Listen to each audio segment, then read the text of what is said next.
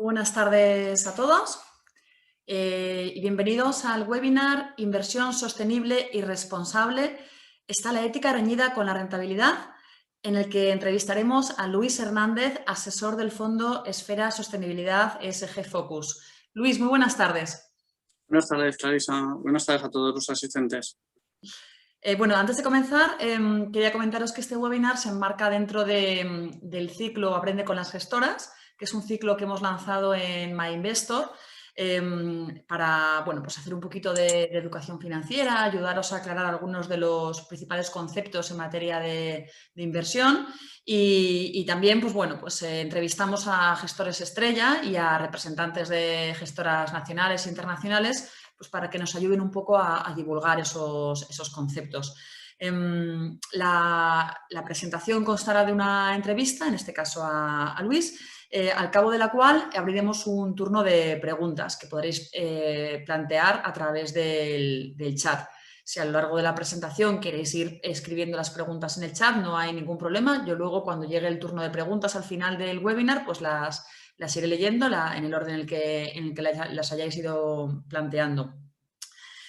Como os decía, hoy tenemos con nosotros a Luis Hernández, que es asesor del fondo Esfera Sostenibilidad ESG Focus. Es un fondo mixto global que invierte principalmente en ETFs que replican distintos índices de referencia de renta variable, renta fija y materias primas. Desde su lanzamiento, el 30 de junio de 2017, acumula una rentabilidad del 7,8%, lo que viene a ser como un 2% en términos anualizados. Y centrándonos ya en el tema del webinar de hoy, que es la inversión sostenible y responsable, comenzamos con la primera pregunta, Luis. ¿Podrías explicar un poco a nuestros oyentes, en pocas palabras, qué es eso de la inversión socialmente responsable? Gracias, Clarisa. Pues para hacerlo breve, sería tener en cuenta como analista, porque es una obligación fiduciaria de todos los analistas y gestores por sus clientes, por los partícipes de los fondos de inversión, tener en cuenta lo que siempre se ha tenido en cuenta, que es el análisis financiero, beneficios, ventas, endeudamiento, tasa de crecimiento de beneficios, junto con un análisis extrafinanciero.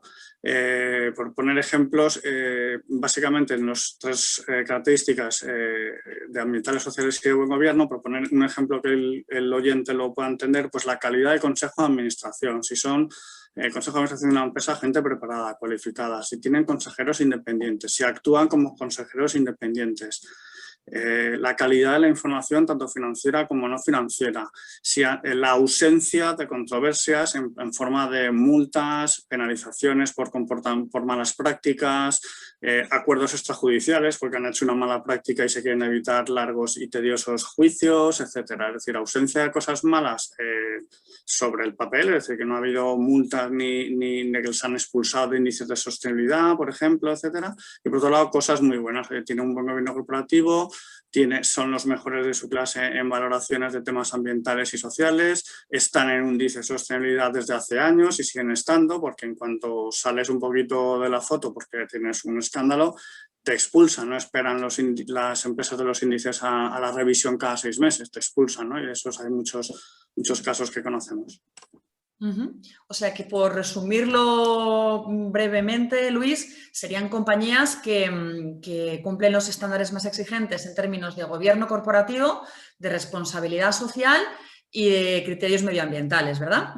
Correcto, y indudablemente eso se acaba traduciendo en mejores comportamientos de las compañías en el corto, en el medio y en el largo plazo. Vale, ahí va ya directamente con mi siguiente pregunta. Y es que algunos detractores de este estilo de inversión, de la inversión socialmente responsable o ISR, argumentan que aplicar este tipo de criterios va en contra de la rentabilidad de un producto de inversión, que va en contra de la rentabilidad del fondo, ya que limita el universo de inversión en el que puede elegir el gestor las mejores oportunidades. Claro, si al final solo te quedas con las compañías que presentan mejor perfil en cuanto a gobierno corporativo, criterios medioambientales, etcétera, etcétera, pues ya no tienes tanto donde elegir como un gestor que no tiene en cuenta todos estos criterios y puede elegir entre las compañías que más le gusten.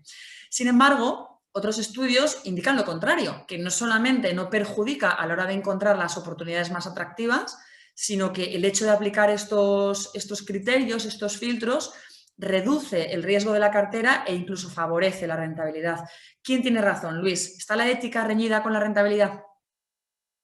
No, se puede... Hay un famoso dicho que es que puedes engañar a unos pocos mucho tiempo, a un número más grande de personas, clientes o inversores durante un tiempo más largo, pero lo que nadie es capaz de engañar durante el largo plazo de tiempo a sus clientes o inversores. Más tarde o más temprano, el muerto dentro de una empresa se acaba sabiendo. Hay películas que reflejan esto muy bien, como Acción Judicial, Class Action, el título en inglés, o Marea Negra, o el caso Dupont, Aguas Turbias. O sea, hay muchos casos de que se acaba descubriendo, ¿no? El tema del Dieselgate, etcétera. Más tarde o más temprano acaban teniendo su penalización, su expulsión de los índices de sostenibilidad, su multita en el caso de la petrolera del Golfo de México, pues bastante relevante, que hay un 50% en bolsa, sus competidores casi se la meriendan, es decir, más tarde o más temprano el que juega con fuego pues se acaba quemando. Puedes engañar y falsificar las cuentas durante 1 año, 2 años, 3 años, al final te descubren, como le pasa a una empresa japonesa, pues nada, echas marchatas en el tiempo y tu prestigio por los suelos. El prestigio cuesta mucho ganarlo y por unas malas prácticas que sean evidentes, pues se acaba perdiendo. En cuanto a estudios, hay cada vez más, hay muchos, hay muy numerosos. Yo voy a mencionar por encima algunos y el más, digamos, extenso y más conocido.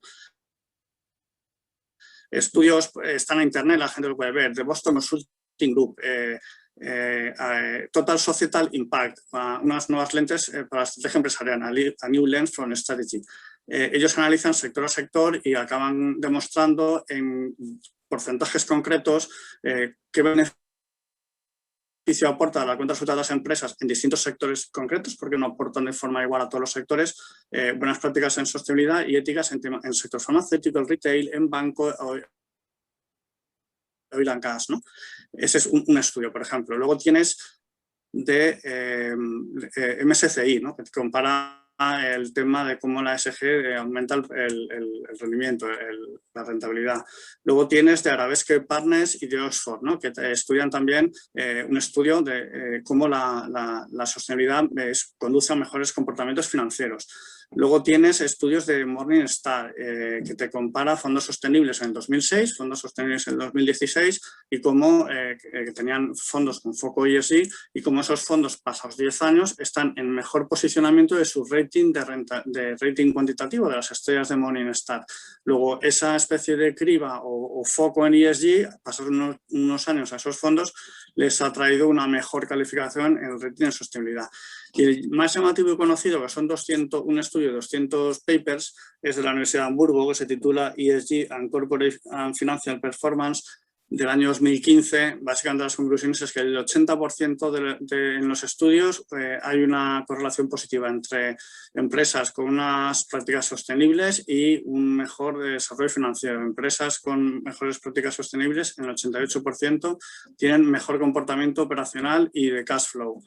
Y tienen un menor coste de capital. Evidentemente, cuando hay duda de una empresa, de su prestigio, de sus buenas prácticas, su coste de capital aumenta, porque ya la gente se plantea si le financio o no le financio a esta empresa y a qué precio le financio si ha demostrado malas prácticas. Un ejemplo de esto es el Credit Default Swap, que es una especie de valoración o proxy de lo que te cuesta financiarte si has tenido un escándalo y te cuesta mucho, y eso le pasó a British Petroleum después del derrame del Golfo de México. Su Credit Default Swap se disparó muchísimo, luego con el tiempo bajó, pero es un ejemplo del coste de deuda cuando has tenido algunas malas prácticas o algún escándalo. O sea que podríamos decir que efectivamente los criterios de ISR favorecen, ya no solamente no perjudican, sino que favorecen la rentabilidad del fondo, porque por un lado reducen el riesgo reputacional, ¿no? La posibilidad de que alguna de estas compañías se vea afectada por riesgo reputacional si se descubre dentro de un escándalo de gobierno corporativo o medioambiental o lo que sea. Y también entiendo yo, Luis, porque una empresa que cumple con todos estos criterios es síntoma de que es una empresa sólida, seria, bien gestionada, bien asentada, en fin, el tipo de empresa que tiene vocación de supervivencia en el tiempo, ¿no? Que son empresas con las que es más difícil llevarse sorpresas negativas. Correcto, así es. Y a veces el impacto no es directamente, por ejemplo, una empresa que esté en un índice de sostenibilidad y le expulsen, automáticamente conlleva que muchos inversores desinvierten en esa empresa porque esa empresa estaba en un índice de sostenibilidad y por tanto todos los fondos de gestión pasiva que replicaban ese índice automáticamente salen de esa empresa, ¿no? Otras veces puede salir de un índice ya no de sostenibilidad, de estos que replican índices, sino de un índice de MSCI, porque MSCI ve un gobierno corporativo flaco, deficiente, con independientes, serios y cualificados. Eso fue lo que pasó a Volkswagen. MSCI quitó de su cartera, de sus índices a Volkswagen. Pasados un tiempo se descubrió el escándalo. Quien invierte en los índices de sostenibilidad y en índices de MSCI, que es el mayor research a nivel mundial, pues te puede adelantar una sorpresa que a lo mejor si no estás en un índice de MSCI, pues hubieras tenido negativa, ¿no? Haber estado invertido ahí y luego descubrirse el escándalo, que hay documentales muy buenos de que, por supuesto, que lo sabían desde hace años. Lo que pasa es que la que te puede venir encima era gorda hasta que Estados Unidos pues lo descubrió y les puso firmes, vamos. Luego, la inversión sostenible y responsable no es un patrimonio exclusivo de los fondos de gestión activa. También se puede implementar este tipo de criterios desde la perspectiva de los fondos indexados, ¿no? De la gestión pasiva. ¿Qué alternativas hay en este sentido, Luis? Pues mira, efectivamente al principio era más de gestión activa, tipo Fondo Noruego del Petróleo, con su comité ético, o grandes gestoras sostenibles en su ADN desde el inicio, tipo Mirova, tipo Robeco, Standard Life, pero con el tiempo y sobre todo a raíz de inversores institucionales grandes que se lo han creído esto y han apostado por ello, tipo BlackRock con su división de gestión pasiva, iShares, VS con su división también de gestión pasiva, pues han surgido de lo que inicialmente eran unos pocos índices de sostenibilidad. Había el KLD 400 Social, el Standard & Poor's Global Index Global, había de Europa, había de emergentes, había no muchos índices de sostenibilidad, pero con el tiempo ya los resultados a acompañar en esta dirección han surgido muchos. ¿En qué han surgido? Pues en temáticas sostenibles tipo bonos verdes, energías renovables, relacionados con los objetivos de desarrollo sostenible en general o objetivos de desarrollo sostenible con algún foco tipo Gender Equality, etcétera, ¿no? Han ido surgiendo y algunos fondos soberanos de pensiones, algunos planes de pensiones de grandes países como Japón en un determinado se dieron cuenta de esto y le dijeron a una empresa que era FTSE, oye FTSE, tú de datos y de análisis sabes mucho y tienes muchos medios y yo lo que quiero hacer es invertir el dinero de las pensiones de los japoneses en lo mejor posible con ESG. Dame índices de empresas japonesas que sean las mejores en ESG, también uno de Women Empowerment o Gender Equality, y entonces una vez tú me hagas ese índice y me digas las empresas, yo lo que voy a hacer es meter el dinero en productos que repliquen esos índices. Es decir, también se ha hecho esto a la medida. Ha habido grandes fondos que han pedido a casas de análisis que les hagan su índice para luego otro proveedor hacer el producto y estos fondos invertir. Vale, simplemente aclararle a los asistentes que ESG es lo mismo que ISR. ESG son las siglas en inglés y bueno, yo lo llamo ISR por siglas de inversión socialmente responsable, pero bueno, es lo que estaríamos hablando es de la inversión a la que se aplica precisamente este foco, este filtro, porque a veces son filtros y a veces no necesariamente, pero sí este foco en compañías que cumplen con estos estándares, gobierno corporativo, responsabilidad social y criterios medioambientales. Luis, ¿cómo puede saber un inversor particular, un inversor retail, vamos, si un fondo sigue criterios éticos y hasta qué punto? Porque me suena que Morningstar tenía un rating específico para esta cuestión de los criterios éticos, pero no sé si hay alguna otra herramienta que el inversor particular pueda utilizar en este sentido. Vamos a diferenciar que un fondo, pues mira, para la CNMV existe la catalogación de fondo ético y para eso tienes que reunir unas condiciones y en el folleto del kit del inversor lo pondrá fondo ético. No obstante, no siendo por catálogo fondo ético, sí que puede ser un fondo socialmente responsable, por ejemplo Santander Responsabilidad, y que diga la letra pequeña del fondo, la política de inversión del fondo. En este fondo la gestora sigue el ideario ético hecho por la Fundación Pablo VI. Te estoy diciendo un ejemplo, un caso real.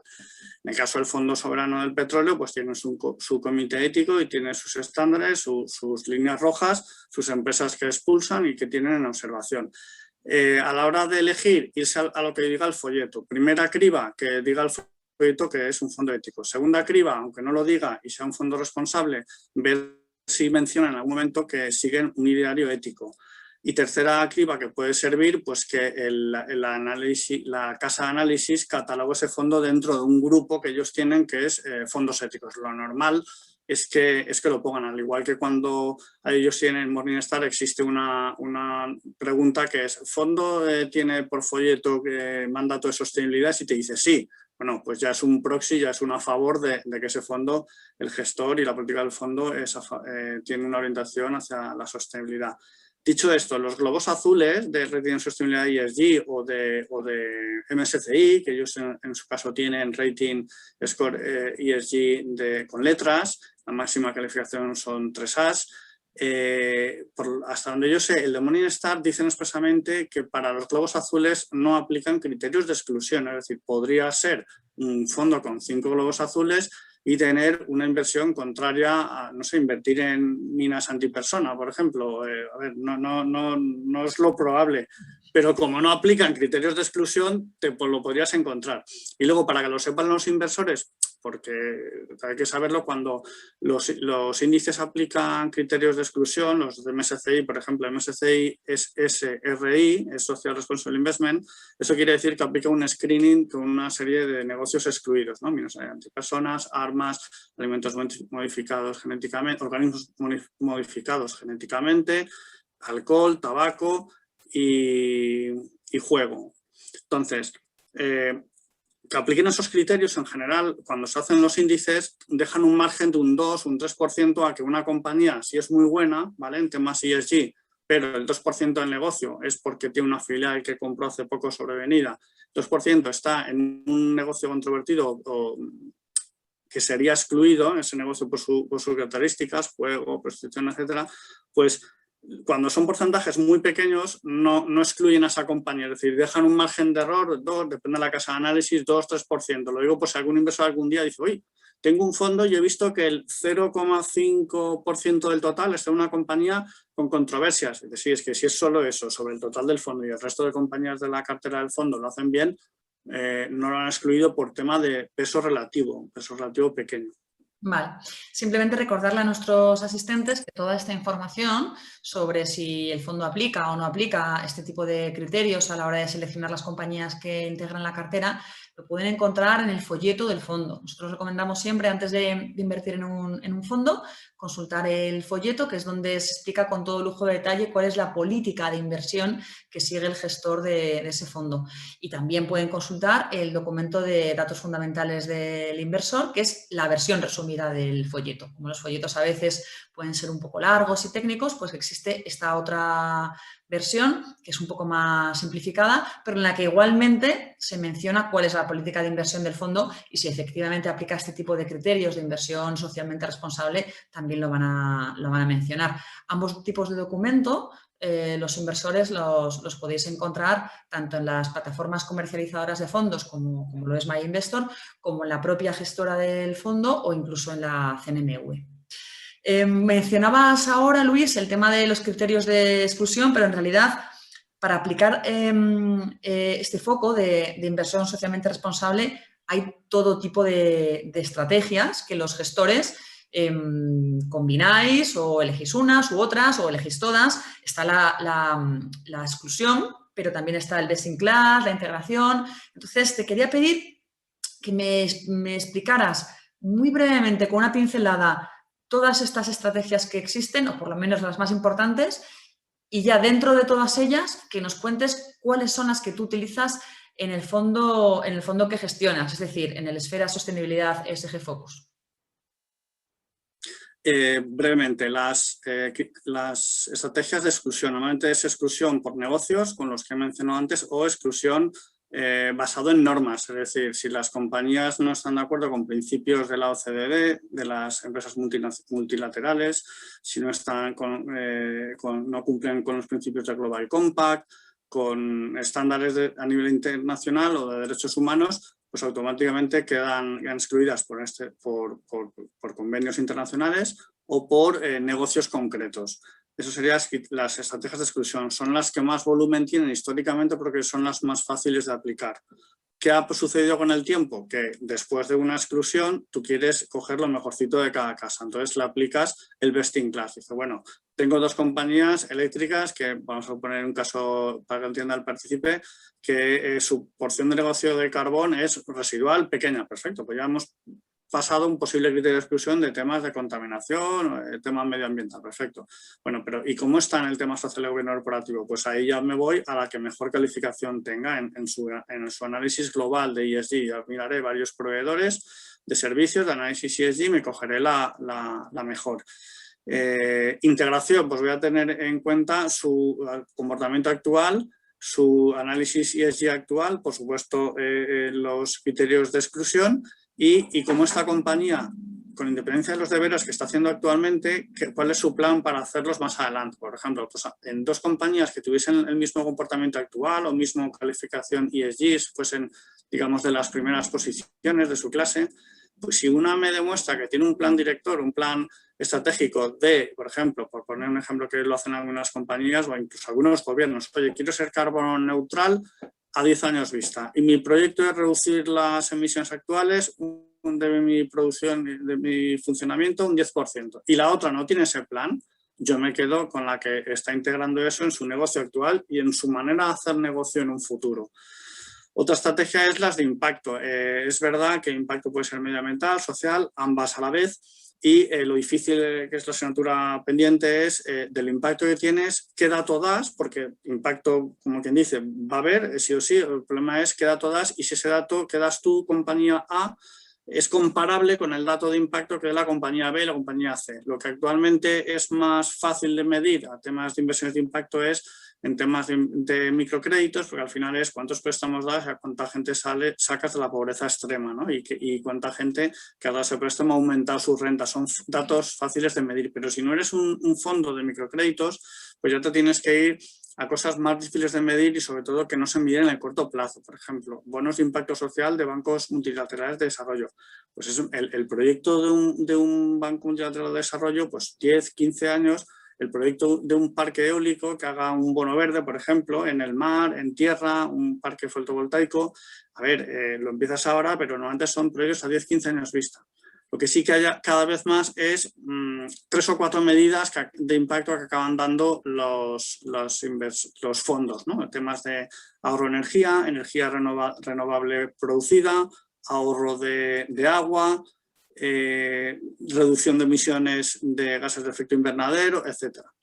Esas son así a grandes rasgos las estrategias más comunes, ¿no? La exclusión, best in class, integración y de impacto. ¿Y en tu fondo cuáles aplicas? En mi fondo aplico a todos. La de impacto no lo he mencionado, puede ser impacto de proyecto concreto que lo pongo en marcha y cuando acabe ya tengo todos los datos del impacto total y muchas veces ahí ya son más fondos de private equity, ¿no? Y muchas veces la rentabilidad de la gestora la ligan, el carry lo ligan al impacto medible que han prometido. Si consiguen ese impacto, cobran una comisión. Si el impacto producido es menor, cobran una comisión menor. Pero otra manera de impacto que se puede producir es contribución a los objetivos de desarrollo sostenible. Pues hay uno que es reducción de la pobreza. Bueno, pues en fondos de microcréditos puedes ver cuántos gente sacas, cuántos clientes, ¿no?, le das el microcrédito y mejora su renta sacado de la extrema pobreza. Tema de bonos verdes. Bueno, pues es uno de cuidar el clima, un objetivo de desarrollo sostenible. Temas de gender equality. Oye, pues se apoya a empresas donde las mujeres cuando entran en igualdad tienen un talento, pueden crecer lo mismo que los hombres en igualdad de talento, en puestos medios, altos, directivos, consejo de administración y, ¿por qué no?, pues la presidencia de las compañías. Pues hay índices que miden eso. Uno es el de Solactive, Equilibrium Global Gender Equality, y mide eso, invertir. Y es una manera de contribuir a esos objetivos de desarrollo sostenible. En concreto el de Gender Equality. Hay muchos objetivos de desarrollo sostenible, son 17, se puede contribuir de muchas formas. Y entonces yo en mi fondo, respondiendo a tu pregunta, pues tengo objetivos que siguen que contribuyen a los ODS, a los SDG en general, ETFs o ICs que contribuyen a algunos objetivos de desarrollo sostenible concreto, tema de energías limpias, tema de bonos verdes, tema de gender equality, tema de bonos de impacto social de bancos multilaterales de desarrollo. Y luego los fondos que siguen índices de MSCI, que los tengo en cartera también, bajo en carbono, libre de fossil fuel, de combustibles fósiles, pues normalmente todos esos, porque son fondos ETFs que replican índices de MSCI, todos tienen la exclusión del SRI. Luego tengo estrategia de exclusión unida a, por ejemplo, contribución al cambio climático, ¿no? Reducción de apoyo al cambio climático en base a inversiones de ETFs con bajas emisiones y con compromiso de bajarlas. Bueno, ya lo ha comentado Luis al principio de la presentación, pero recordarle a los asistentes que la inversión socialmente responsable aplica este tipo de criterios éticos a la hora de seleccionar las compañías que cumplan bueno, pues con unos parámetros en cuanto a gobierno corporativo, responsabilidad social, criterios medioambientales, pero no deja de ser inversión. Es decir, al lado de todos estos criterios éticos siempre hay unos criterios, comentaba Luis, unos criterios financieros. Más allá de que las compañías cumplan con esto, también se busca que sean compañías pues, que coticen a precios atractivos, que tengan un potencial de revalorización, es decir, que tengan bueno, pues un atractivo desde un punto de vista financiero, más allá de que sean compañías que hacen los deberes, ¿no? por así decir. Este tipo de inversión, la inversión sostenible y responsable, hace unos años, Luis, seguro que tú te acuerdas, era una tendencia, digamos que minoritaria, a la que fundamentalmente se adherían pues, fondos soberanos, órdenes religiosas, ese tipo de inversión institucional para el que el criterio moral o ético es muy importante a la hora de invertir, que en un momento dado incluso estaban dispuestos a sacrificar rentabilidad si es que efectivamente se sacrificaba la rentabilidad, que ahora se ha visto con diversos estudios que es al contrario, pero bueno, que para ellos era muy prioritario estos criterios y entonces fueron los primeros en empujar este tipo de inversión, pero se ha ido convirtiendo en un concepto mainstream al que se han apuntado incluso las grandes gestoras internacionales que bueno, ahora ya muchas de ellas, entre sus 2 o 3 rasgos distintivos, destacan esta apuesta por la inversión sostenible y responsable. ¿A qué crees tú que responde este auge, Luis? Como en el mundo de la inversión nadie va a renunciar a rentabilidad por ideales, dejémoslo en ideales que no vayan acompañados con rentabilidad, el primer motivo, el primer driver es estudios y cada vez estudios más profundos que han demostrado la contribución a la rentabilidad, a la disminución de la volatilidad y a la menor coste de capital de las compañías líderes en sostenibilidad. Eso es el primer driver, no nos engañemos. Si aplicar un filtro me proporciona mayor rentabilidad ajustada al riesgo, es el primer argumento. Luego, a su vez, habrá otros que digan, si además va en línea con mis valores, inversor institucional, instituciones religiosas, fundaciones, etcétera, mejor. Primer driver, unos datos y muchos research que acompañan. Segundo driver, los grandes, algunos de los grandes no solamente se lo han creído, sino que han hecho proselitismo. Han dicho, aquí estoy yo esto me lo creo y voy a apostar por esto a fuerte, ¿no? Por poner algunos ejemplos, los líderes en ETF sostenibles a nivel mundial son iShares, que es la división de gestión pasiva de BlackRock, el mayor inversor institucional del mundo, y UBS, no es el mayor inversor institucional del mundo, pero sí un jugador grande en temas de inversión, sobre todo en Europa. Bueno, pues estos lo vieron hace tiempo, pero hace tiempo es años, y empezaron a hacer sus propios ETFs en base a índices, ambos de ellos principalmente de MSCI. Además de esto, Larry Flick, el CEO de BlackRock, pues todos los años manda una cartita a los CEOs de las compañías del Russell 1000 y les va diciendo cosas que dice, oye, no solamente me voy a conformar con una rentabilidad financiera, quiero que tengáis un impacto social, y se lo pone. Y cuando algunas compañías tienen menos de 2 mujeres en el Consejo de Administración, se lo pone por carta. En concreto había 300 del Russell 1000, 300 compañías de menos de 2 mujeres en el Consejo de Administración, y les mandó una carta muy concreta a esas empresas, dijo, oye, tú verás lo que haces, pero me parece pocas, hay talento suficiente y el resto de compañías tienen más de 2, o sea, hasta lo miras, ¿no? O sea, entonces se lo ponen un poco los deberes, ¿no? Porque BlackRock es BlackRock, entonces si BlackRock invierte en ti, tienes mucho a favor, y si desinvierte en ti, tienes mucho en contra. Otro ejemplo bonito de grandes que se lo creen, el mayor fondo de trabajadores de Estados Unidos, Carlsberg, de California, Retirement Employees, en un momento determinado, la alta dirección dijo, vamos a ver, el dinero de mucha gente, muchos trabajadores de Estados Unidos, es mucho dinero y con esto puedo hacer mucho bien. Pues vamos a buscar rentabilidad y además vamos a contribuir a los ODS. Escogió a todos sus analistas, los reunió y dijo, a partir de ahora, chicos, a vuestros análisis financieros de toda la vida, me miráis cómo las compañías contribuyen al ODS y en igualdad de rentabilidad esperada o datos financieros, si hay mayor cumplimiento actual o expectativa de cumplimiento de los ODS de las compañías, ponéis estas en la prioridad, en el foco, y lo hizo. Y cuando lo hizo, además, se alió con otros grandes fondos soberanos de Europa para hacer una especial alianza mundial. También es de agradecer la contribución que ha habido desde el punto de vista de instituciones, por ejemplo, los PRI.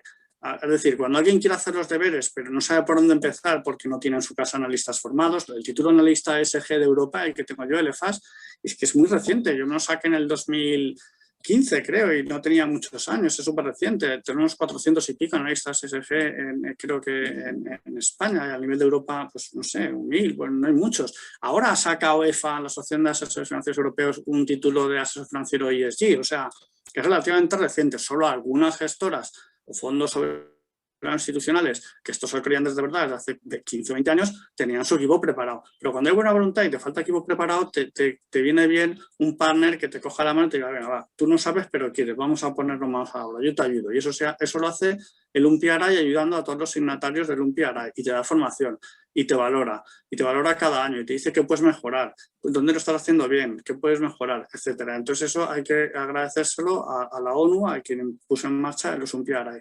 Y por último, la legislación. La legislación al líder, al que ya hace bien los deberes desde hace tiempo, no le da trabajo porque ya venía haciéndolo, y al resto de la industria que decía, a ver si al final esto es obligatorio y si no lo cumplo me toca hacerlo, me pondré a hacerlo. Pues cuando cae la legislación y ha venido para quedarse y es mucha y es un tsunami que va a bloquear o llevar mucho trabajo a muchos despachos, pues al final, si no tienes analistas, te lo acabas contratando o subcontratas a un tercero. Si la legislación está aquí te espero y se avecina y se va a regular y va a desarrollar más los próximos años, pues te toca ponerte las pilas sí o sí. O sea, la legislación ya es el último impulsor que dices, es que no hay otra, o sea, es que si no estoy fuera de la ley, ¿no? Pero los grandes líderes, los que dieron un paso al frente hace años, esos son los grandes drivers y por supuesto ellos lo dieron también porque han visto los datos, ¿no? Los estudios, los análisis. Bueno, aclarar a los asistentes que PRI son las siglas de Principles for Responsible Investment, es decir, Principios para la Inversión Responsable, que es una red internacional de inversores respaldada por las Naciones Unidas que trabajan juntos para implementar los principios aspiracionales, a menudo denominados los principios, ¿no? Relacionados precisamente con este tema de la inversión socialmente responsable. Uno de los grandes retos de la ISR es la medición del impacto. Explicarle al inversor de qué modo está contribuyendo a la sociedad o ahorrando, por ejemplo, en la emisión de gases invernadero al invertir en un producto de ISR en concreto. En tu fondo, ¿cómo resuelves este tema, Luis? ¿El de la medición del impacto? ¿O tienes previsto en un futuro ofrecer alguna pista o alguna herramienta para que los inversores sepan cómo están produciendo ese impacto gracias a la inversión en tu fondo? A mi fondo, al ser un fondo de fondos, lo que sí que tengo previsto para un futuro es notificar, publicitar, hacer publicidad de los informes ESG de cada una de las ICs que sí que hagan un informe anual ESG con la medición concreta del impacto. A día de hoy no todos lo hacen, probablemente porque cada ETF es de una gestora que a lo mejor en su país la regulación no se lo exige o se lo va a exigir de aquí a un año, no lo sé, esto irá cambiando con el tiempo, pero afortunadamente sí que hay algunos que sí que lo hacen y lo hacen desde hace 2 años en concreto. Le voy a decir un ejemplo. Lyxor Green Bonds, está en la cartera de mi fondo y desde hace 2 años tiene sus datos fundamentales de inversor, su folleto completo, súper extenso. y su folleto anual ESG. Entonces, en ese folleto anual ESG te dice, oye, ¿en qué proyectos energía verde, energía renovable, etcétera, invertido y cuál ha sido el impacto? Básicamente, acaban dando cifras, y esto es, lo he visto también en otros fondos de BlackRock, de energías limpias, etcétera, acaban dando cifras de energía limpia, kilovatios año de energías renovadas, de energías fabricadas, perdón, gases de efecto invernadero evitados, agua ahorrada o litros de agua reciclado por si es un fondo de energías limpias o de tema de cambio climático, y agua ahorrada y energía ahorrada, es decir, he hecho algo más eficiente que ahora las empresas que usen este producto van a consumir menos energía. Esas son así las 4 siglas y normalmente siempre aparece en letra pequeña un asterisco para que el inversor de a pie lo entienda y te dice, mira, este dato que te he dicho no sé cuántos kilovatios año, así a grandes rasgos no sabes, y te acaban diciendo, mira, para que te hagas una idea, el consumo de todos estos, de la luz de tantos hogares en este país. Vale, ya me hago cargo. Oye, gases de efecto invernadero evitados, tanto, y te pone, pues esto es lo mismo a evitar que tantos miles de coches durante un año. Ah, vale, pues ya me hago una idea. Porque al final esas cifras el inversor, pues como yo también, digo, pues no me... En fin, no sé si es mucho o poco. Y luego hay otras cifras que sí que ya... digamos que son más estándares, que ofrecen más los fondos, tanto de gestión pasiva como gestión activa, es la intensidad de carbono, es decir, CO2 por ventas, CO2 por beneficios del fondo de inversión. Entonces, en algunos índices de Standard & Poor's, Catholic Value, o Standard & Poor's Clean Energy, o Standard & Poor's Water, pues ya estos te lo van poniendo. En general, es un sitio donde empezar, CO2 por millones en ventas o por millones de beneficios. Es un dato que ya es fácil de sacar. En relación con lo que decías antes de los UNPRI, en una reunión de los UNPRI que se llama Pre-In-Person, fue donde nació el compromiso de Montreal, que fue un compromiso que algunas gestoras líderes y responsables decidieron hacer público todos los años las emisiones de CO2 de sus inversiones. Luego con el tiempo ya lo va haciendo más compañías o cuando estás dentro de un índice automáticamente te pide el dato del índice y lo tienes que dar para que el índice saque el dato global. Pero eso fue gracias a una iniciativa de gestoras comprometidas.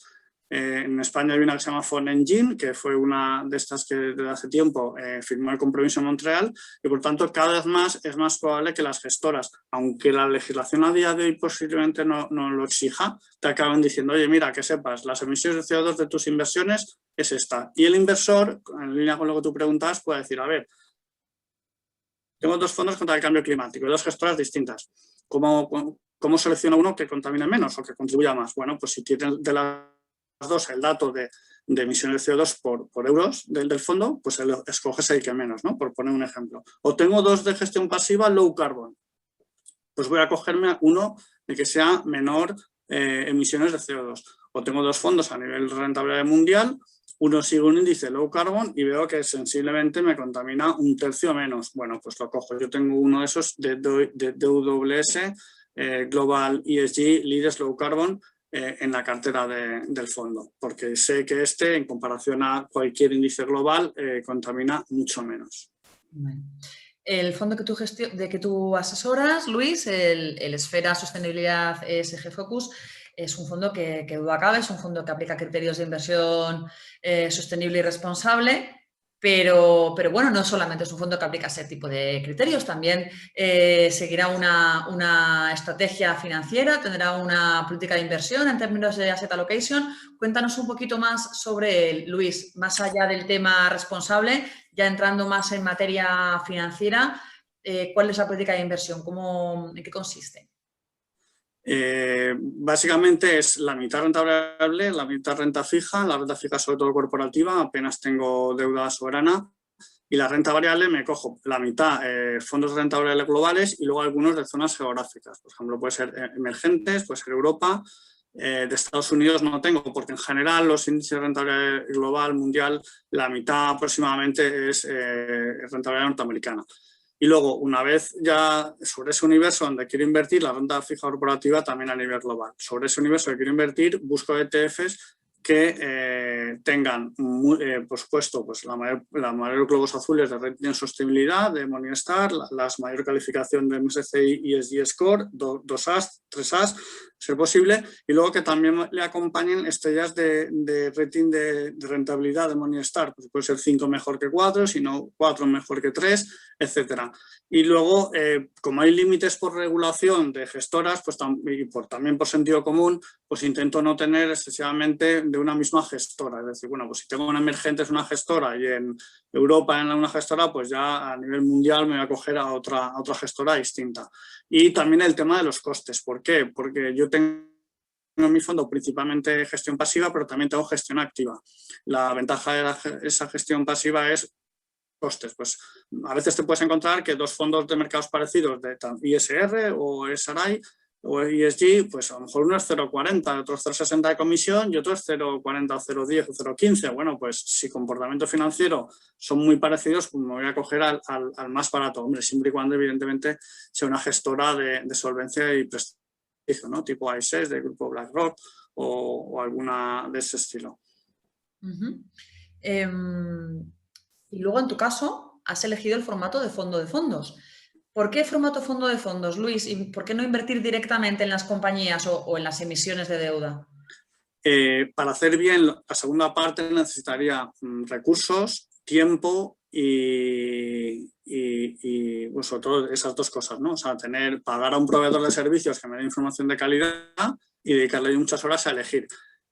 Y contar con una especie de autoconfianza en mí mismo de que voy a ser capaz de hacerlo mejor que los índices que ya tienen mucha inteligencia artificial y muchos recursos y mucho research que yo no tengo, lo cual digo, no parece creíble que yo pueda hacerlo mejor que fondos de gestión pasiva, ¿no? En general la gestión pasiva, ya hay bastantes estudios de que en general lo hacen mejor que la gestión activa, pero son complementarias. Hay épocas en las que cuando todo cae en bloque por pánico y cuando todo sube por euforia irracional, ahí el mercado no distingue el value del no value y sube todo como loco y baja todo como loco. Luego te interesa en una época, si es alargada, sobre todo de no racionalidad, pues irte a uno de bajo coste, que vas a tener la ventaja del bajo coste, ¿no? Y si estás invertido. Pero hay momentos en el que el value lo hace mejor que la gestión pasiva, la gestión activa hace mejor que la gestión pasiva, hay épocas, hay momentos y por lo tanto yo tengo de los dos, pues si me tengo que pivotar más en uno que en otro, pero principalmente tengo gestión pasiva. Ventaja de la gestión pasiva y por qué yo invierto en índices. Porque yo en un momento determinado, que si leo los informes, estudios de mercado y me dicen, oye, ¿qué más ahora? El caso, Estados Unidos va en el tren de la recuperación mundial a nivel de beneficios empresariales. Estados Unidos lleva la delantera, luego Europa, luego otros países, ¿vale? Luego España, etcétera.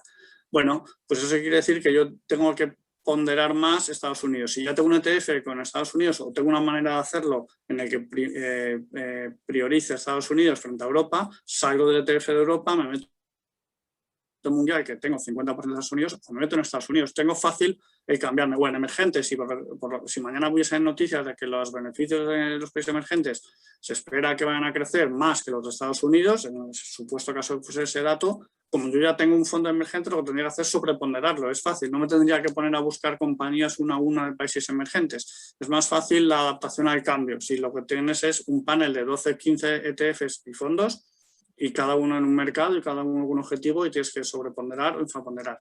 Ventaja también de la gestión pasiva de invertir en ETFs es que en un momento determinado puedes poner stop loss. Dices, oye, yo no sé si va a haber una corrección grande como la que hubo en 2018 en algún momento determinado.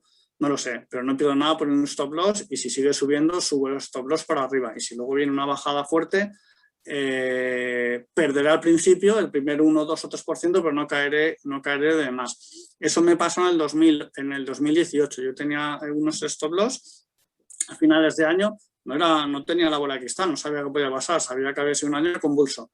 De repente hubo una gran caída, evidentemente los primeros 1, 2, 3% caí, pero mi pérdida se limitó. Luego ya pues fui comprando. Eso hizo que el fondo en el 2018 tuvo un buen comportamiento relativo, quedó en 6 sobre 100 según Morningstar de su categoría. También la ventaja de invertir en ETFs es que tú puedes poner una orden, ¿vale? Imagínate que has puesto un stop loss y la cosa se ha vendido. Y dices, oye, yo no sé si va a seguir cayendo, da la vuelta. Bueno, pues mira, compra la mitad ahora y la mitad por una compra, si baja otro 2 o 3%, automáticamente se compra a 90 días. No estoy ahí día sí, día no, mirando qué hago, dejo de hacer. Yo pongo la orden y ahí está. Si cae para abajo, pues mira, la mitad ya había comprado y la mitad compro más barato. Es decir, te permite, digamos, tener el anzuelo echado y la caña echada, pues en un movimiento no esperado del mercado, aprovecharlo. Con fondos de gestión pasiva, para cuando le das a la tecla y tienes el dinero, ya a lo mejor has perdido el tren, y lo mismo si quieres comprar, ¿no? Es más lento, lleva más días de valoración y poder entrar y salir. Y ya por último, Luis, vamos a la última pregunta de la entrevista. Luego ya abrimos el turno de preguntas de los asistentes por si quieren ir planteando sus dudas a través del chat, que ya algunas personas lo han ido haciendo. La última pregunta, Luis, es ¿cuáles son las principales posiciones de tu fondo? ¿Y qué es lo que te gusta de ellas? Ha habido cambios en mi fondo. Esa pregunta a lo mejor hace 2 meses serían otros, pero te digo ahora actualmente lo que tengo. Respecto a la renta fija corporativa, yo oigo mucho, estoy leyendo mucho como que la renta fija está cara, y una noticia que me llamó la atención hace unas semanas o un mes fue que daba la misma rentabilidad a la renta fija norteamericana que los dividendos del Standard & Poor's 500. Si no recuerdo mal, ¿eh? Entonces, claro, eso es atípico, es decir, no te puede premiar el mismo riesgo tener deuda que tener una empresa, porque en general una empresa es mucho más riesgo, y cuando eso pasa, algo falla, ¿no? Son síntomas de que algo está fallando. Entonces, y luego la renta fija, como haya, eso, pues, si no lo saben los inversores, muchos fondos de inversión tienen por política de inversión el tengo deuda con esta calificación, y en el momento de lo que tengo en cartera la calificación de esa deuda baja, por seguir mi política de inversión le tengo que dar la tecla y vender a lo que sea, porque es que me lo tengo que editar de cartera. Entonces, cuando hay una especie de exceso de venta en renta fija corporativa y de plazos largos, que esto lo que podría haberse afectado si suben los tipos, que no parece que vayan a subir excesivamente y menos a corto plazo, pero si hubiese un cambio brusco en renta fija hay que tener mucho cuidado. Entonces, recientemente, respondiendo a tu pregunta, me he ido a un fondo, este es de gestión activa, de Deutsche Bank, que es Floating Rate Notes, es decir, tipos de interés que si suben los tipos, emisiones de deuda, con un buen catálogo ESG, porque es un fondo ESG, y que si suben los tipos de interés, si no es ahora, de aquí 6 meses, de aquí 1 año, me voy a subir al carro de la subida, ¿no? Es como si fuesen los ligados a la inflación, cuando sube la inflación suben, pues este es en el caso de los tipos de interés. Luego tengo otro de ICEX, que es 0,3 años, duración muy pequeña, renta fija corporativa mundial, duración muy pequeña. ¿Por qué? No sé, si hay una corrección, si la renta fija hace un cambio brusco, pues al tener en renta fija corporativa a corto plazo 2 posiciones relevantes en el fondo, pues me permite en un momento determinado salir y poder aprovechar oportunidades. Eso en cuanto a renta fija. Y en cuanto a renta variable, tengo 2 fondos que me gustan mucho, que son las principales posiciones. Uno de Standard Life, que es Global Impact, que invierte en economía circular, inversión de impacto, mejores de su clase en ESG. Y otro de Robeco, que es ISDG Equities. Ellos tienen también otro de renta fija, que es DG Bonds, pero Credits, pero este es de renta variable a nivel mundial, que contribuyen a los ODS. Y por último, uno de ISARES, que hoy caía, en lo que ve de año cae, pero es que el año pasado subió 100 y pico %. ISARES Clean Energies. A ver, subió 100 y pico % el año pasado, en lo que va de año creo que está corrigiendo. En ese fondo yo llegaba a ganar un 30%, pero no vendí, porque creo que va a seguir, o sea, tiene una expectativa de rentabilidad positiva en los próximos años. Quizás a corto plazo, como ha subido mucho, pues le toque recortar un poquito. Pero en el fondo el sector de las energías limpias creo que es algo que tiene presente y sobre todo que tiene futuro, a raíz de todas estas ayudas por la pandemia, a raíz de los niveles de contaminación, los compromisos de los gobiernos, la regulación, etcétera. Muy bien, muchas gracias, Luis. Bueno, pues abrimos entonces el turno de preguntas. Los asistentes os podéis plantear cualquier duda que tengáis en materia de inversión sostenible y responsable, o dudas concretas que tengáis sobre el fondo que gestiona Luis, que por cierto en el chat pues, he puesto el nombre y el ISIN, por si queréis saber más sobre ese fondo, queréis invertir, queréis leer el folleto, ahí tenéis el ISIN. Y bueno, pues vamos empezando a leer ya las preguntas que nos habéis ido dejando a lo largo de la presentación. Nos pregunta Alberto ¿cuáles son los mecanismos más habituales que están tomando los fondos de inversión para integrar estos criterios en la toma de decisiones? Si los más habituales es la consulta de índices de ESG, o sea, de ISR, vamos, de inversión socialmente responsable, o la consulta de parámetros concretos en los informes de sostenibilidad, solicitud de indicadores concretos a las compañías analizadas. ¿Cuáles serían los mecanismos más habituales de los fondos? Sí, la gestión, los que son la gestión pasiva van a replicar un índice y cada índice tiene su política. Y en los de gestión activa lo que normalmente hacen es primero tener un equipo de analistas ESG que analiza después del filtro previo de los analistas no ESG, el de toda la vida, el que dice, oye, eléctricas, estas 3 opciones, estas 4 opciones, industriales, farmacéuticas, el sector que sea, ¿no? Médico, etc. Una vez los analistas financieros tienen su primer criba, su primer filtro, luego los analistas financieros tradicionales, en analista ESG, que normalmente viene de haber sido analista financiero, en mi caso tengo los 2 títulos, pero evidentemente primero me saqué analista financiero europeo, porque el otro no existía aún. Entonces ellos con proveedores de servicios ESG analizan. Entonces tú tienes Bloomberg ESG, Thomson Reuters, Morningstar tiene también, MSCI, con el proveedor de servicios que tengan, porque normalmente van a tener 3, 4 de los grandes líderes, pues a esas posibles compañías que tienen para meter en cartera, le van a aplicar el score ESG y ellos tendrán a su vez una política. Oye, pues si de 4 compañías la valoración es de la más alta, en el rango más alto, pues la que mejor valoración tenga, esa la metemos en cartera. Y al mismo tiempo, si tienen dudas, pues esta la ponemos en estudio porque, no sé, no tengo valoración de alguna o es muy reciente, etcétera, ¿no? Pues la pondrán en estudio, seleccionarán algunas. Y a su vez, las acciones que tienen en cartera también les aplican, aparte del financiero, les aplican el criterio ESG, porque puede que en un momento determinado una compañía les hayan bajado el rating ESG por una controversia, automáticamente les salta la alarma y tendrán que decidir en el próximo comité de inversión o de manera, si es un escándalo muy grande, de manera breve, si la sacan de cartera o no. Eso las empresas que hacen índices como SCI, en cuanto descubren algo, directamente le dan a la tecla y la excluyen, vamos, de su índice.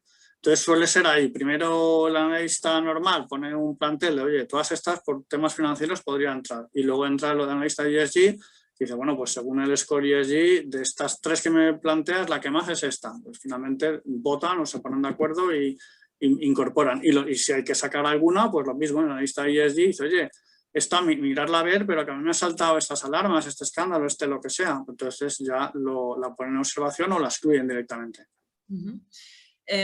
Pregunta Enrique si la ISR es más rentable y menos volátil, ¿por qué no todos los inversores invierten siguiendo estos criterios? Incluso añade él más adelante, Enrique me refiero, si no crees que con el tiempo todo acabará siendo ISR, ¿no? Porque si verdaderamente todos los estudios indican que es más eficiente en términos de rentabilidad-riesgo, pues lo lógico sería que todo el mundo utilizase estos criterios, ¿no? ¿Cómo lo ves tú, Luis?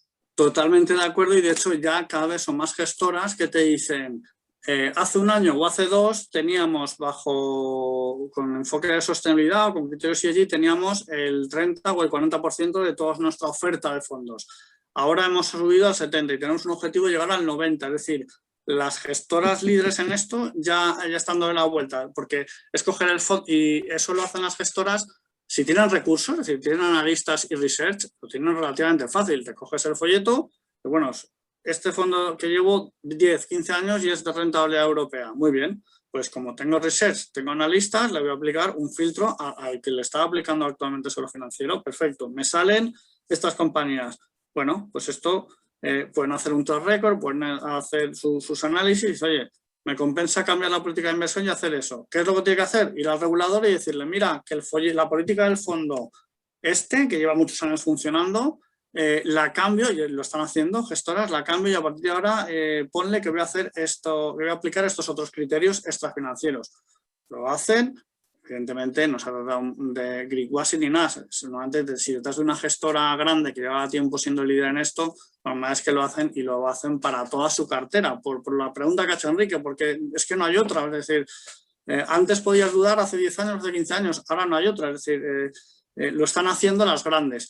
Las gestoras pequeñitas no tienen recursos o no tienen personal o les faltan medios, ¿no? Lo tienen más difícil, pero las grandes que tienen recursos, esos ya están dando el paso a cada vez más de su oferta ser todo oferta ESG. ¿Al final acabaremos ahí? Sí, porque al final lo que pasa es que el coste de hacerlo, las grandes lo pueden asumir ya desde el principio y las pequeñas lo tienen más difícil, salvo que hagan lo que hago yo, tipo fondo de fondos. Mira, yo no tengo recursos, pero voy a seleccionar a quien sí tiene recursos y ya me da el producto hecho. Lo que pasa es que yo voy a coger lo mejor de intentar coger lo mejor de cada casa para meterlo dentro de mi fondo, que a lo mejor algunos productos incluso son institucionales y el inversor minorista no podría por volumen, ¿no? El mínimo 100.000, pues igual un minorista ahí no podría, pero como yo le pongo 100.000 de aquí, 100.000 de allá, pues ya él sí que puede con 50 euros entrar en esos a través de mi fondo o a través de otros fondos de fondos. O sea, sí, vamos en esa dirección, las grandes ya lo están haciendo y además lo anuncian, las pequeñas en general, como todo negocio, desaparecerán, serán absorbidas, no hay más que ver lo que está pasando con los bancos en España y vamos en esa dirección. No hay más que ver lo que hace BlackRock. Es decir, ahora BlackRock ha dado una vuelta de tuerca en la inversión de bajo en carbono y libre de combustibles fósiles y ahora automáticamente toda la política de sus ETFs low carbon tienen un plus de fuera fossil waste. Y entonces ellos lo hacen, crean tendencia, el resto van a ir detrás. Has mencionado el concepto de greenwashing. ¿Por qué no le explicas un poquito a los asistentes, a los que no conozcan este concepto, en qué consiste? Sí. Cuando lo expliques seguro que saben a qué te refieres, pero... Sí. Voy a poner un ejemplo. Hasta hace tiempo hay estándar de bono verde a nivel mundial. Recientemente se ha creado un estándar de bono verde a nivel europeo.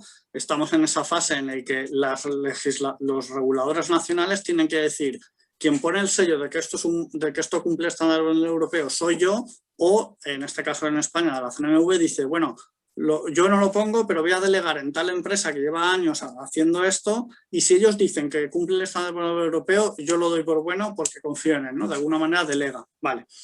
¿Qué era lo que sucedía antes? Pues que había, como Vigeo Eiris, había empresas que te cribaban y te decían, esto sí que es un bono verde de verdad, por esto, porque cumple estos estándares a nivel mundial. Aunque no hay una regulación, son estándares. ¿Qué era lo que sucedía con el greenwashing? Pues que como financiarte en modo verde era más barato, alguna que otra empresa decía, voy a hacer un poco chapa y pintura y voy a hacer una reforma en una fábrica que tengo, en una planta que tengo, voy a decir que la misión para reformar eso es un bono verde y me cuesta más barato la financiación y luego en verdad no va cada euro de ese dinero a hacer algo nuevo que reduzca emisiones o contamine menos. En el caso, entonces Vigeo Eiris, cuando le presentaba a una empresa eso, decía, mira, lo siento, pero no, yo no te doy el sello de que tú eres un bono verde. Explícitamente un bono verde sería que cada euro recogido por financiación en un bono íntegro va a un proyecto nuevo en el que hay muchos negocios, ¿vale? Pero por hacer un caso fácil y sencillo, imaginemos que yo cojo 100 de financiación y esos 100 van íntegros a hacer una planta, un huerto solar, desde el primer euro hasta el último, y luego doy métricas y doy respuesta de cuánta energía solar estoy emitiendo y la vendo, etcétera. Y no vale un bono que yo quiera llamar verde de 100 euros, en el que con esos 100 euros lo que hago es que eso el caso se ha dado, hacer una reforma en mi planta en el que antes contaminaba 10, ahora contamino 7. ¿Está bien que contamines menos ahora? Perfecto. Y ojalá no contamines nada. Pero eso no es un bono verde, eso es greenwashing, eso es contamino menos y saco una deuda con un coste de financiación más barato. Entonces, cuando eso algunas empresas, y las hay, y sé casos, lo han intentado, Vigeo Eiris le ha dicho que no. Ahora con el estándar de bono verde europeo, pues es que más de uno que de greenwashing dice, no voy a intentarlo, pues ya sé que no, porque son muy exigentes esos estándares. Yo creo que el concepto de greenwashing, Luis, incluso se ha extendido ya más allá de estas compañías que querían emitir deuda a lo que es el postureo en todo esto de la inversión socialmente responsable.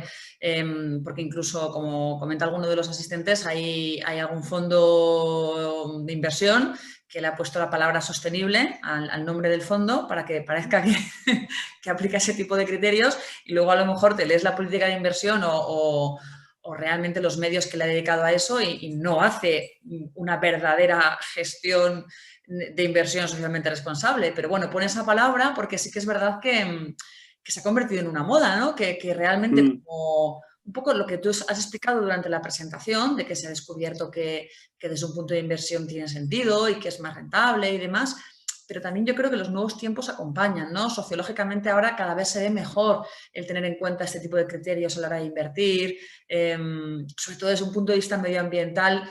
Hemos avanzado mucho en la sensibilidad con respecto al cambio climático y todas estas cosas, y yo creo que hay mucho greenwashing ya incluso por una cuestión de marketing, ya no solo Sí. para colocar el bono verde, sino desde una perspectiva de marketing, pues eso, de postureo. No hay empresas o hay productos que bueno, no es que tengan una auténtica vocación de ser socialmente responsables o sostenibles, pero bueno, intentan parecerlo, ¿no? Pregunta Alberto, en relación con lo que hablábamos antes de la medición del impacto, ¿cómo lo hacen exactamente los fondos a la hora de medir el impacto para luego transmitírselo a los inversores? O sea, ¿lo pueden llegar a hacer afinando el dato de impacto? O sea, ¿pueden medir verdaderamente ese impacto y transmitírselo a los partícipes? O lo que están haciendo un poco son aproximaciones. ¿Hasta qué puntos es una aproximación por parte del fondo ese impacto o son mediciones reales con datos reales? Sí, en los fondos de private equity te diría que son reales, de fiar e incluso piden auditorías a externos, ¿no? Como Cerise. Gagua Capital, Agustín Vitorica, él tiene su medición de impacto, lo hace y además es de las dos gestoras de impacto de España que han vinculado su comisión de gestión a la consecución de ese impacto. Y además lo va a auditar un tercero. Ahí me fío. Problema, que eso, tú pides el proyecto hoy y la medición y la auditoría de ese impacto lo vas a tener casi a proyecto finalizado, ¿no? O sea, ya más avanzado el proyecto. En el caso de los que no son private equity, sino que son fondos de inversión normales, por lo que yo he visto en los informes ESG, por ejemplo, el caso de Lixo Green Bonds, te ponen casos concretos diciendo, mira, 20, 15, 10% del fondo van a ir a financiar este proyecto de esta compañía concreto, Oyster, ¿no? Que va a hacer un huerto solar en alta mar de tantos molinos de viento. Ese proyecto son 10 años. Tiene una auditoría externa de que cumple estándares de bonos verdes. Perfecto.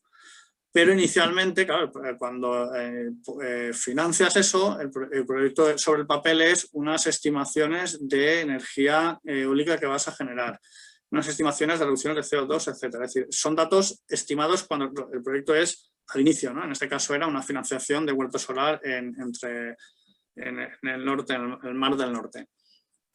Quiero pensar, porque también en general los bonos verdes, lo he visto en temas de normativa, tienen que hacer como también los bonos de impacto social, tienen que hacer a finalización del proyecto una auditoría y medir el impacto y transmitirlo, sobre todo aquellos que se han comprometido o han dicho que cumplen con el estándar de bono verde europeo. Inicialmente no les cabe otra que dar datos estimados. Datos estimados, si es una compañía que lleva años haciendo lo mismo y sabe datos fiables, porque lleva años haciendo eso, pues de sus datos estimados te puedes fiar. El problema es cuando a lo mejor es una compañía nueva que dice, oye, voy a hacer esto. Pero, por ejemplo, un Iberdrola, una Acciona, que son líderes en temas de energías limpias. Pues hombre, si ellos hacen un nuevo proyecto, buscan financiación y es un proyecto en línea con algo que han hecho históricamente, pues de estos me fío. Si me dices una Bengoa que ya sabemos cómo ha acabado y te dice que va a hacer la mayor superplanta del mundo mundial de biomasa y luego no ni es planta, ni es bio, ni es masa, pues entonces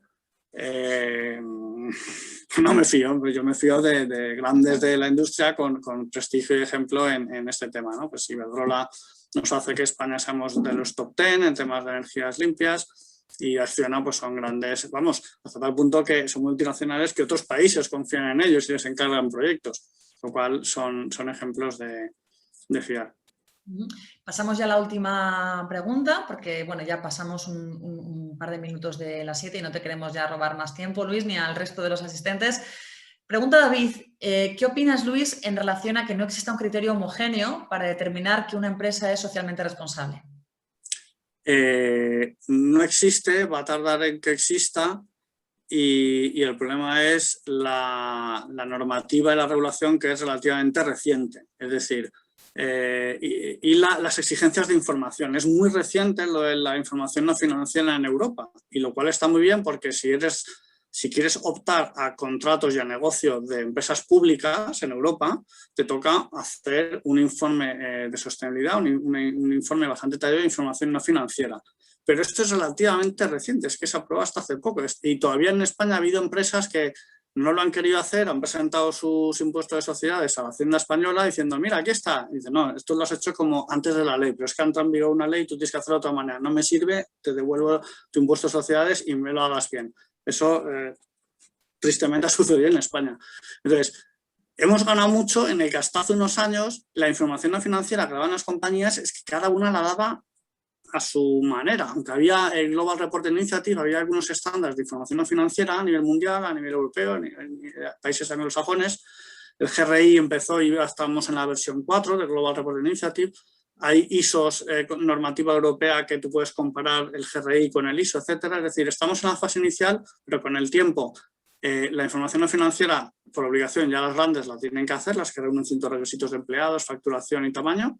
Luego van a ir las medianas y al final, pues será cuando haya una información exigible y comparable para todos por igual, pensamos en Europa, entonces podrás decir, oye, esta por la información que da se puede catalogar como empresa socialmente responsable. A día de hoy, ¿qué hay, digamos, certificaciones externas de un tercero? Por ejemplo, la B Corp, ¿no? Es una certificación de empresa un poco responsable, es una iniciativa aparte que en Estados Unidos, hay unas gestoras que lo son, hay unas empresas que lo son, pero no deja de ser oye, he cumplido ciertos requisitos y me dan lo de B Corp. Pues yo prefiero que sea algo a nivel estatal, ¿no? A nivel Unión Europea, que diga, mira, si tu información financiera es de calidad y me presentas estos datos y superas tal calificación, pasas a ser empresa socialmente responsable a efectos de la Unión Europea. Eso puede que tarde en llegar, pero ya hemos dado un paso bastante importante, que es tener legislación sobre información no financiera, que es que hace unos años no existía.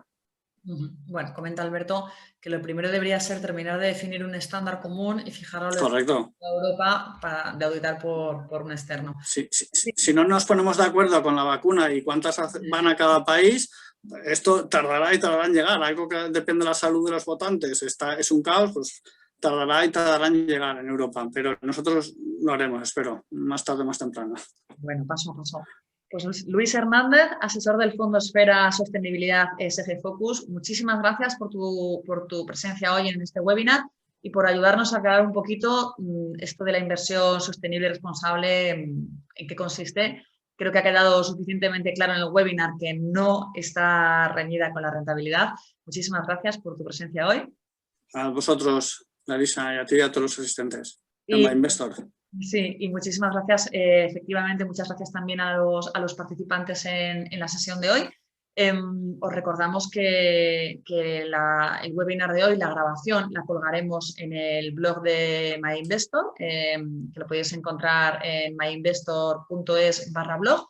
Allí encontraréis la grabación de este webinar y también en formato podcast, para aquellos que lo prefiráis así.